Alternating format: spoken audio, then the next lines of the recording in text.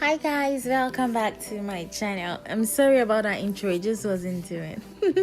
So today we are going to be making a fruit cake in a pot. Can you believe that? I made this fluffy, perfect fruit cake in a pot. I swear, in my kitchen pot. And I'm also going to be showing you guys a comparison between baking in a pot as well as baking in a regular conventional oven. So basically I baked two of those pans, one in a pot and one in an oven, so you guys can see the difference.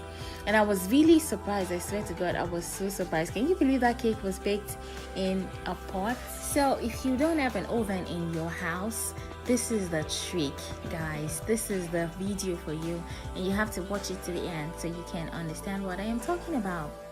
Okay, so guys, I'm going to give you guys 3 different tricks to baking in a pot.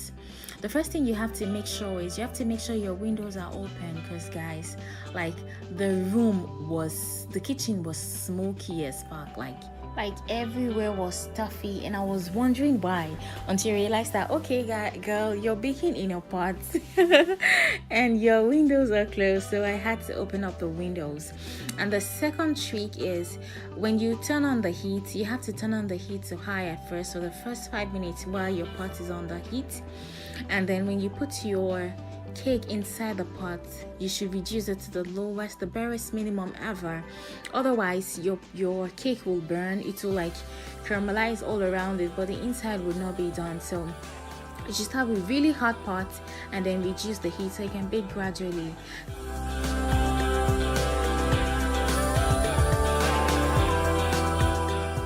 So guys, the fourth trick is to use a pot that is big enough for air to circulate inside your pan. Do you understand? Okay, which means that was the reason why I used that little bowl, so that it will be small enough to be able to fit inside the pot while I cover it, and still there will still be space for hot air to circulate inside the pot. Do you understand? Okay, I'm sure you do. So guys, let's get back to this cake. So right now I'm trying to caramelize the sugar, because caramelized sugar kind of makes your fruit cake very it gives it a very brown color. That's if you don't have brown sugar, of course. And then it also gives it this caramel taste. It is really amazing, I promise you guys. Okay guys, so we're going to transfer this into a pot, and then I'm going to mix all my batter together, and we're going to put it in 2 different baking pans, and then we're going to put one in the oven and the other one in a pot.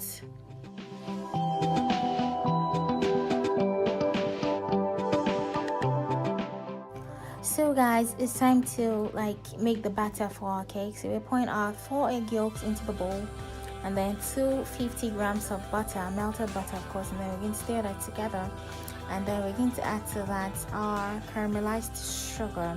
It's important at this stage to stir really well, because you want the caramel to melt in the butter and in your wet ingredient basically.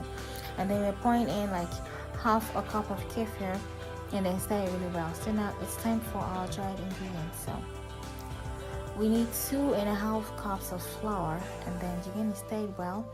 It's important that you don't overstir, because when you overstir your cake, it kind of beats out the gluten, and you don't want the cake to be tough. You want it to be crumbly and nice, and spongy. So, and then to that, I'm going to add a tablespoon of baking powder, a tablespoon of baking soda, a 1/4 teaspoon of salt, and then we're going to stir everything together. And then the last thing we're going to add is the fruit. And don't forget, we marinated this fruit in some orange. I know I didn't say that, but I hope you read it on the screen. In some orange, like I squeezed some orange into it the night before so it could soak, because I didn't want to use alcohol. So now our whipped up egg whites. So we're going to fold this in gradually in 3 batches. The reason why you're folding it in 3 batches, because you want it to still hold up the volume. You don't want to deflate the old egg white that you bake, so you should fold it in 3 or 2 batches if you like. So this one I'm folding it in 3 different batches, so it can be really nice and fluffy and voluminous. The reason why I'm doing this is because normally I don't bake my cakes this way, but I'm doing this because I'm going to bake one in a pan and in a pot, and I want it to give it as much as I want to give it a lot of chance to really rise. And I don't know, if you bake your cake this way, like you're already like helping it rise because of the air you already beat into the egg whites. So that's the reason why I'm doing this, because it's never baked in the pot. So let's see how this goes, guys. So I'm going to transfer the batter into 2 different pans, the same pans, and I'm going to try to fill them at equal lengths as possible, because I want to see which one bakes first and how it bakes and which one is better. You get? So I'm going to be using this non-stick pot and then I'm going to cover the pot and then leave it on for at least 20 minutes before I touch it. And make sure to reduce the heat to the lowest possible.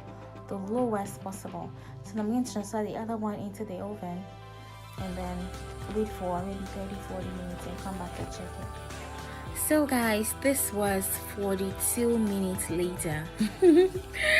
It's so funny. The other cake I baked in the oven was baked within 24 to 27 minutes, but this one took around 40, almost 50 minutes. And it's important to note that the first 20 minutes when I opened the pot, like the outside was brown but the inside was still not done at all, and the whole place was full of smoke. So what I had to do was to open the window and reduce the heat. And I think this cake is done. See, the knife come down clean. And then it is drier. I think it's a little drier than the other one, and it is spongier. I don't know how, but like I'm so surprised, like seriously. It is drier and spongier than the one that was baked in the oven. And if you notice, I didn't put the pan directly on top inside the pot. I put it on top of something, that way the heat was not directly on the baking pan. So see how dry this cake is. See how dry, but see how moist this one is. Wow. Okay, so guys, I'm going to take it out of the pan and show you guys how the look on the inside. So we're going to slice it open in the middle, so to be perfect. See how spongy. So spongy. Okay. So guys, we're going to cut this cake in the middle and see what it looks like inside. So let's see. Wow. Still very hot. Then look at this one. This one already had time to cool down. Like, this one is moist and just, you know, chilled.